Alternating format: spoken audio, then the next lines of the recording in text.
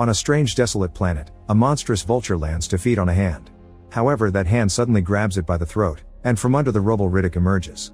He crawls with his broken leg under the burning sun looking for water, but sadly the little pond isn't apt for consumption. Feeling great pain from his wounds, Riddick takes a nap to rest his tired body. When he wakes up later, he decides to start by putting his foot between two rocks and painfully fixes his broken leg. His cry of pain is heard by some jackal-like beasts, who immediately come after him. Riddick backs away until he falls into the pond, which is full of some kind of eel. After pushing them away, Riddick concentrates on slowing down his heart until the jackals think he's drowned and they go away. When Riddick comes out of the water, he's shocked to discover there's still a jackal left.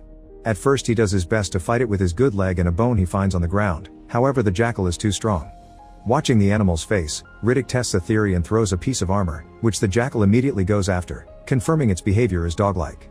Afterward, Riddick adds support to his broken leg by using his armor and a few screws that painfully keep it all in place. Then he starts making his way across the desert, finding nothing but rocks and sand.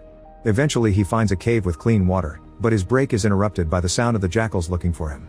When the animals come closer, a mud demon comes out of the pond and brutally attacks the pack leader, killing it in seconds and scaring the other jackals away. The creature attacks Riddick next, starting a fight. After some struggle, Riddick manages to stop its mouth with another bone and uses the chance to run away. The sky is starting to get dark, so Riddick wanders around until he finds an obelisk, which he pushes to the ground so he can use for cover while he sleeps. That night, Riddick dreams about how he ended here. He used to be Lord Marshal of the Necromonger Empire, which granted him power and all the women he wanted. However, he refused to uptake the scared oath, and many powerful people were unhappy with that. There had been many attempts to murder him, so Riddick had to always be on guard. One night while Riddick was checking the door to be sure all his guards were in place, one of his concubines surprised him from behind and stabbed him, but Riddick simply scolded her for choosing the wrong spot and immediately killed her with the same knife. Afterward, Commander Vako and Captain Krona came to check on him and found his throne covered in blood. Riddick announced he wanted to return to his home planet Furia, and when Vako said all the charts to that place had been destroyed, Riddick threatened him with a knife, making him confess the only remaining map was in his head. Then the two of them made a deal. Vako would guide Riddick to Furia, and in exchange he got the throne so he could reach something called Transcendence. A few hours later, Krona took Riddick to Furia, but as soon as he got there he could tell this was the wrong place and this was a trap. Krona's soldiers attacked Riddick, but he was faster and more powerful, so it only took him a few minutes to kill them all with his daggers. Krona tried to kill him next with his laser gun, and Riddick dodged by hiding behind a rock. Then Krona realized they were on the edge of a cliff, so he shot the ground to make the rocks crumble down and Riddick fall into the desert, leaving him to die. Back in the present, Riddick wakes up and continues to explore the desert, where he discovers the jackal leader left behind a bunch of puppies. Riddick takes one with him and uses bones to make a cage, where he feeds the puppy to help him grow. Sometimes the adult jackals try to approach the cave, but Riddick comes out and establishes his territory to keep them at bay. He also waits by the pond to hunt a baby mud demon and takes its venom, which he proceeds to inject into the puppy and his own body. Each day they take a small dose so their bodies can get used to it and eventually become immune. One day, Riddick climbs the cliff and discovers the other side of his location is filled with grass and water, but to get there he must first make it past the pond with the mud demons. Once his leg is healed, he jumps into the pond on purpose and fights the demon using a weapon made from bone. Both of them are very fast and keep dodging each other's attacks, so Riddick exposes his leg for the beast to bite and kills it while its teeth are stuck in the armor. Suddenly he hears a noise and turns around to discover the puppy is barking at a bunch of beasts. This distraction allows a mud demon to attack Riddick from behind, but he quickly dodges it and runs away. Riddick grabs his puppy and the bone weapon, then he slides right under the demon as he slices it open. While the mud demon wiggles in pain and dies, Riddick reaches the other side and can finally escape the area. 6 months pass as Riddick travels the plains with his jackal pet, who is now fully grown and a very good boy. One day the jackal picks up something and Riddick must drag him by the neck to make it drop it, discovering it's a golf ball. This means humans have been here before. Following this clue, eventually they find Station P7, which is a base for mercenaries and bounty hunters. He takes a few useful tools and some food packs, but when he opens them later, he discovers they're nasty. Riddick tries to feed them to the jackal, but the pet doesn't like them either and pees on them. While they share the meat of a beast they hunted, the sky suddenly gets dark.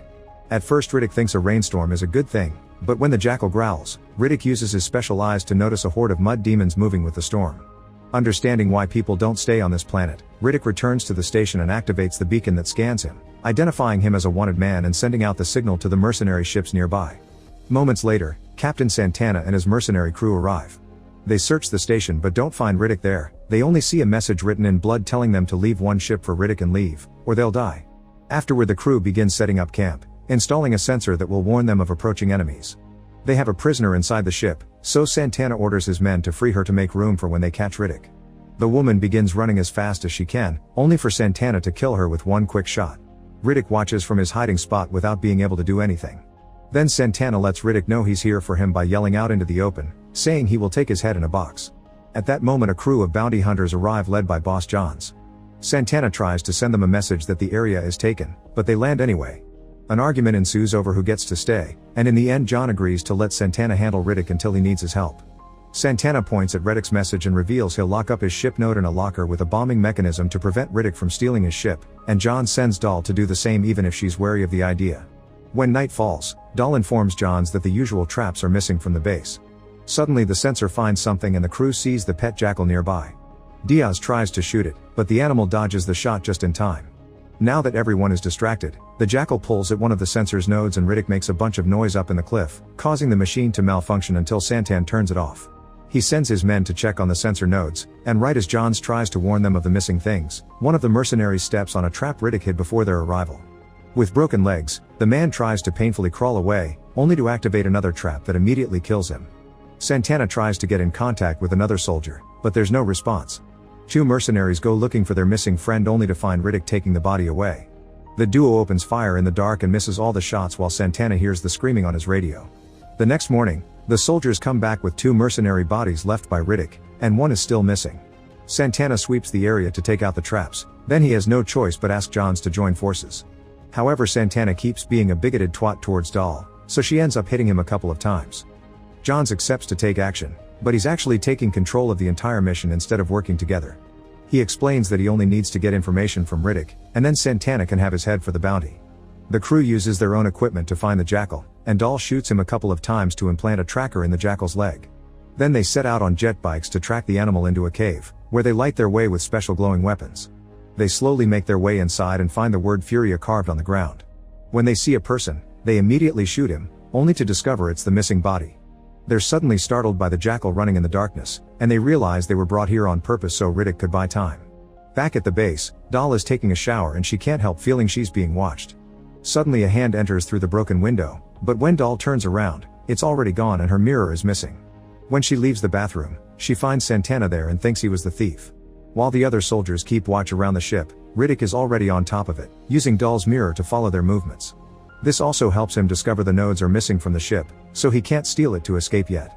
Dahl gets a message from the people at the cave saying Riddick must be at the base and she tries to order Santana to go after him. However, Santana responds by hitting her, triggering a fight that Riddick watches from the ceiling. After exchanging a few hits, Santana overpowers Dahl and pins her to the floor. At that moment, Johns and the others come back and discover Dahl has already beaten Santana up. There's also a surprise. While they were busy fighting, Riddick left a message with blood on the locker saying fair trade. The base communications have also been smashed.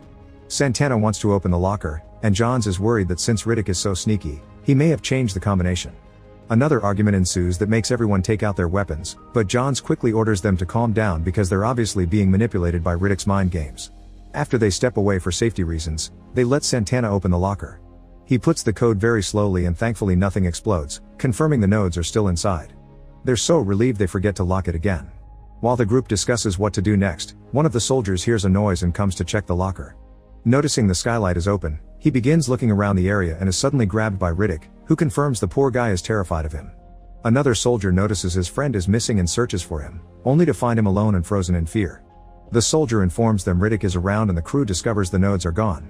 While the crew argues over how to proceed, Riddick buries the nodes in the desert and notices the storm is getting closer, so he must do something. Using the radio from the body he left in the cave, Riddick contacts the group and asks to parley.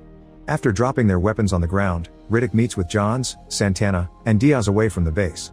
Johns tries to ask Riddick about an old mission during which his son died, but Riddick refuses to answer and instead promises to bring back the nodes if they give him one ship, explaining they shouldn't be here when the storm comes. Then he leaves, giving the crew time until the rain comes to make their decision. Furious, Santana tries to shoot Riddick, but his jackal attacks Santana first and makes him fail the shot. Riddick immediately tries to save his pet, but Dahl begins firing tranquilizers at Riddick from afar.